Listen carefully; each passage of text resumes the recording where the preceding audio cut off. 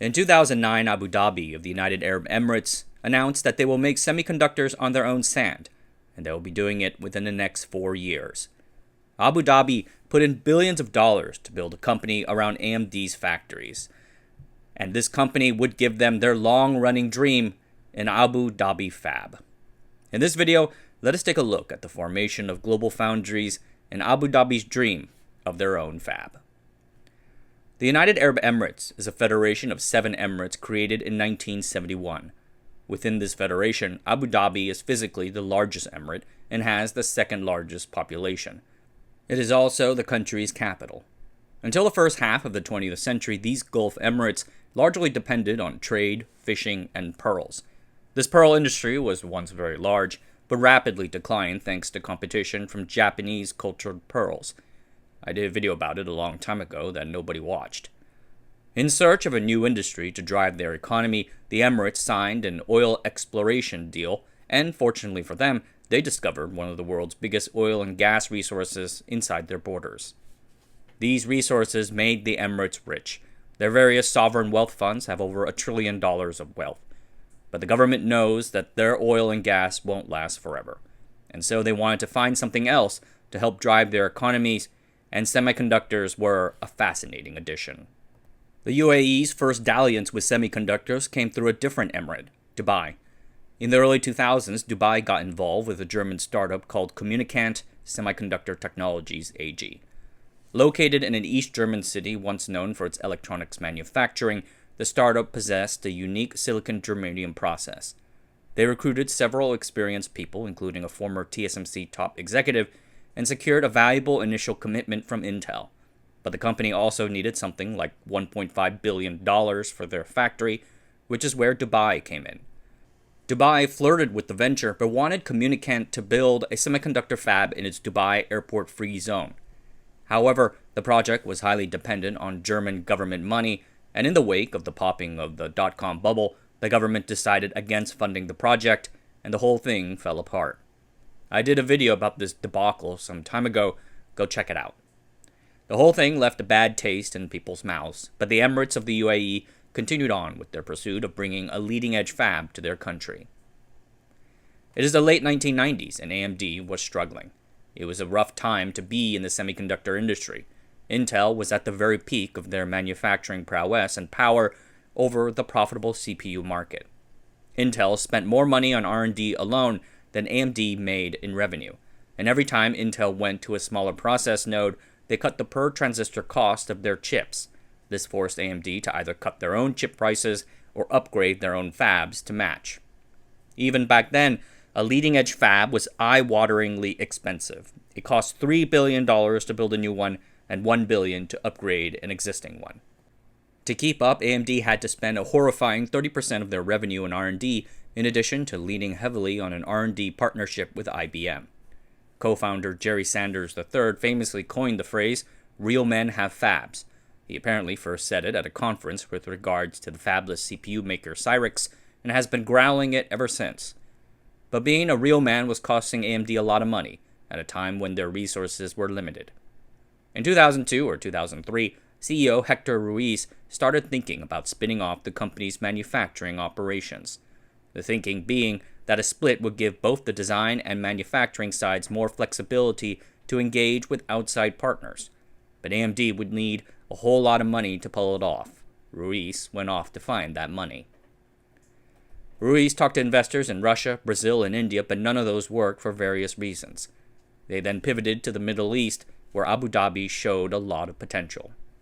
But AMD's EMEA general manager Giuliano Moroni struggled to get an audience either with Abu Dhabi's sovereign wealth fund muDaBala or the members of its royal family. And one night, Moroni told his close friend Piero Ferrari, the son of Enzo Ferrari, about these issues, and AMD sponsored Ferrari's Formula One racing team back in the winning days of Michael Schumacher. Ferrari, the company, had recently received an investment from Abu Dhabi, and Piero Ferrari considered Sheikh Mohammed bin Zayed Al Nahyan, then the crown prince but ruler today, his friend, so Piero helped facilitate a meeting. By then the pitch had changed from a simple investment into AMD to a complete sale of AMD's factories. Abu Dhabi would then run the foundry as a direct competitor to TSMC. They dangled the prospect of Abu Dhabi being the first in the Middle East with this technology. In the initial meeting, the Crown Prince loved the idea of entering this high-technology business to diversify away from oil. Though he did note that the financial returns were slow and uncertain, the social index was high. So in November 2007, Abu Dhabi purchased an 8% stake in AMD through muDaBala. AMD received a cash infusion of $622 million to help meet its $300 million capital expenditure budget that quarter. A year later, in October 2008, AMD and Abu Dhabi announced a $6 billion deal that saw AMD spin off its fabs. This included a memory fab in Austin and a completed logic fab in Dresden, Germany. They also inherited an ongoing fab project in upstate New York. More on that one later. AMD retained a significant stake. They had to, as they were expected to be a significant cornerstone customer. AMD had fallen into particularly dire straits. It was the midst of the global financial crisis and money was tight, so people largely understood how important this deal was. Ruiz recalls in an oral history Jerry Sanders himself calling to figure out whether he should, quote-unquote, learn Chinese or Arab. In an interview with the Wall Street Journal, Sanders backed the deal, saying, AMD has found a way to compete with Intel's balance sheet by using Abu Dhabi's balance sheet. Intel was typically grumpy about it. A part of AMD's settlement with Intel was that AMD would never use a foundry to make microprocessors. Legal action might have been threatened, but nothing turned out. The foundry company later received the name GlobalFoundries and started life on March 4, 2009.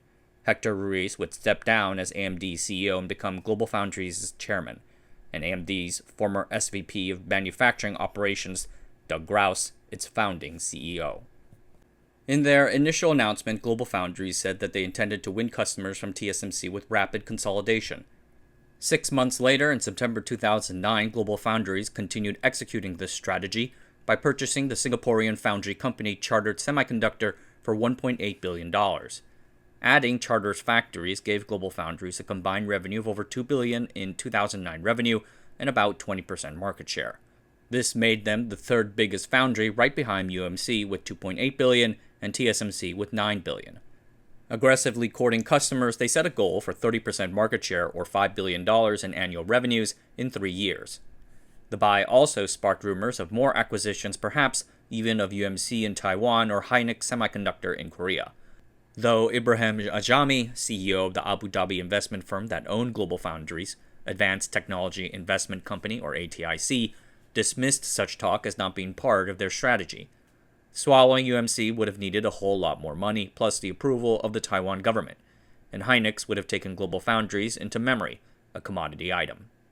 What the ATIC team did not dismiss, however, was their desire to leverage their ownership of GlobalFoundries to build a domestic semiconductor industry.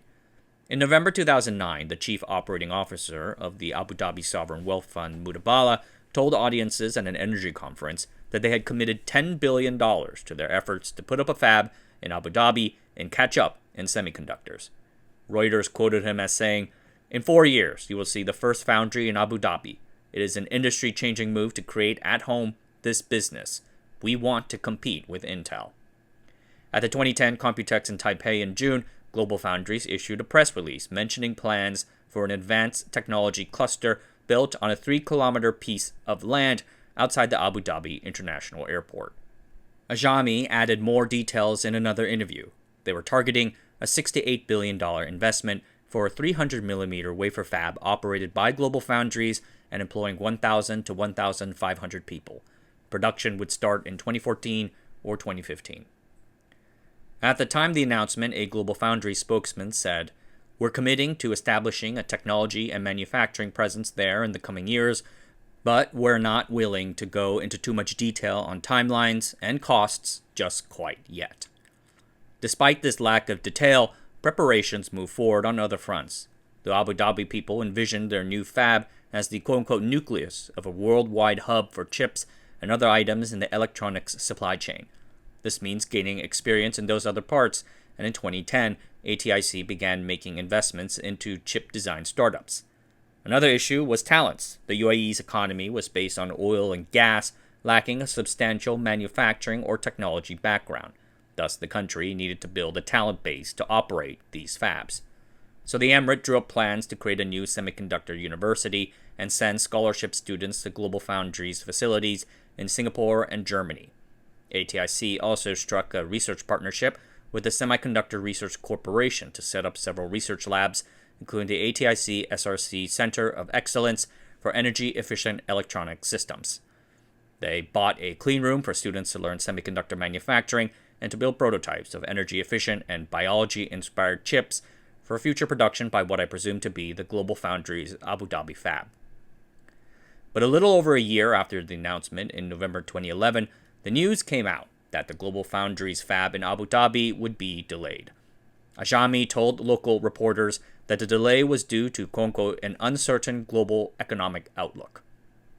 We will not be engaging in any groundbreaking in Abu Dhabi in 2012. Against the backdrop of a global economy still very volatile, we took a decision from a board level that we should not have another facility right now. As you might have guessed, this is basically the last time GlobalFoundries ever seriously talked about the Abu Dhabi fab. And to be honest with you, it is hard to find out exactly what happened here. Yes, the economy was quite in the dumps in 2011, but it was also the early stages of the mobile smartphone boom. Android phones were on the rise, in need of more powerful chips to run their growing functionality. And it is very clear that the then Crown Prince wanted a fab in Abu Dhabi. Ruiz recalled that it was the prince's dream. They owned over 80% of GlobalFoundries. So why back out? Why couldn't it happen? One of the major issues seems to have been the company's need to first focus on getting its New York fab up and running. One of the key assets in the GlobalFoundries spinoff was its New York factory project, a work in progress that began in 2009 in the upstate New York region. Abu Dhabi would essentially have to cough up the money for that, and not surprisingly, they were not too ecstatic about it. But it was politically necessary for them to do it for the deal to pass. A few years earlier, in 2006, Dubai had attempted to manage 6 major U.S. ports, but a Middle Eastern company in control of such a critical asset in the wake of 9/11 was seen as a national security threat. Bit of a hysteria, really. The powerful New York Senator Chuck Schumer brought that story to the press and very publicly led the opposition. In the end, Dubai backed off, and it was a loss of face for them. Ruiz recalled spending a great deal of time engaging with Schumer and other New York politicians to get their backing. If Abu Dhabi did not fund the New York fab, then obviously things were going to go bad for them. The fab, located in the city of Malta, required over 5 million man-hours of work, comparable to the Empire State Building. 1.1 million cubic yards of dirt were moved, roads and water supplies were built out, a 40-foot raised bank had to be built around the site to contain noise. When shovels first hit the ground in 2009, the project was intended to cost $4.2 billion, with $1.2 billion of state aid, and the construction went well, with amicable resolution of issues and labor peace. In January 2012, Fab 8 began producing some chips for IBM, initially at the 32-nanometer node. Later in 2014, GlobalFoundries did a technology sharing deal with Samsung in 2014, and the fab was upgraded to a 14-nanometer node, thus making it one of the most advanced in the country, with $15 billion invested from 2010 to 2017. All that money came from Abu Dhabi. Considering the financial burden of a single fab in New York, they probably felt unprepared for taking on the Abu Dhabi fab as well. I wanted to point out a few other things too. There seem to have been issues with the supply chain. A fab needs to be close to its suppliers. If anything inside the fab breaks down, then it has to get on track as soon as possible, or else equipment sits idle and loses money. This means that suppliers have to establish local offices, which means hiring locally and extending their supply chains over to the location in question. This itself is extremely difficult, as TSMC is starting to learn over in the United States. In the end, I think GlobalFoundries could not convince those suppliers to set up shop in Abu Dhabi in addition to upstate New York. There also seems to have been some concern about going head-to-head with TSMC. After Morris Dang returned to TSMC as CEO in 2009, one of the first things he did was to double capital expenditure and build a series of new fabs. Under previous CEO Rick Tai, the company spent about $2.7 billion on new capital, which was a lot but not impossible to keep up with. Dang boosted that to $5.9 billion in 2010, $7 billion in 2011, and then $8 billion in 2012. GlobalFoundries, as a company, made an estimated $4.6 billion in revenue in 2012, and the team probably did not feel that it could compete with this wave of CapEx. In his later oral history with the Computer History Museum, Ruiz mentions what he calls a change of strategy. The only sad thing I feel about them is they changed their strategy. They got spooked by competing with TSMC, and GlobalFoundries went away from the dream that the Crown Prince in Abu Dhabi had, to now they're more of a niche supplier of technology that's unique. There are places where there's no question they'll do well and compete, but they're not going to be anywhere near the size that they could have been. So they got spooked. It's a difficult market, as I'm sure you know. In 2018, GlobalFoundries produced $6.2 billion in revenue and showed a $2.5 billion operating loss. That year, they announced that they were dropping out of the 7nm node race. Unfortunately, the Malta, New York fab took the brunt of the resulting job losses. In 2021, SemiAnalysis estimated in a report that muDaBala in Abu Dhabi spent over $22 billion in total on GlobalFoundries. This is between the initial expenditure, the acquisitions of Chartered Semiconductor and IBM's chip-making business, and lots in R&D and CapEx. And this is despite collecting a great deal of subsidies even before the chip shortage. Abu Dhabi has slowly backed away from its investment in GlobalFoundries. In 2021, they took the company public, and recently they filed to sell $1 billion of shares. But Abu Dhabi still longs for a semiconductor fab, and those dreams recently got new life during the AI boom and that famous Wall Street Journal story about Sam Altman going to UAE investors. Most notably Sheikh Talnoon bin Zayed Al Nahyan, brother of the former crown prince, about raising trillions of dollars and partnering with TSMC to make chips for AI. I reckon that any UAE money would need a commitment for that Abu Dhabi fab attached to it. Back in the 2010s, such a thing was probably hands down impossible. But thanks to plentiful government money for semiconductors, TSMC and other semiconductor fab companies now have some more experience in going abroad. So maybe that door is just a tiny bit more open. Alright everyone, that's it for tonight. Thanks for watching. I'm really sorry about the drilling in the background. I can't avoid it. But it is what it is. Alright everyone, have a good night. I'll see you guys next time.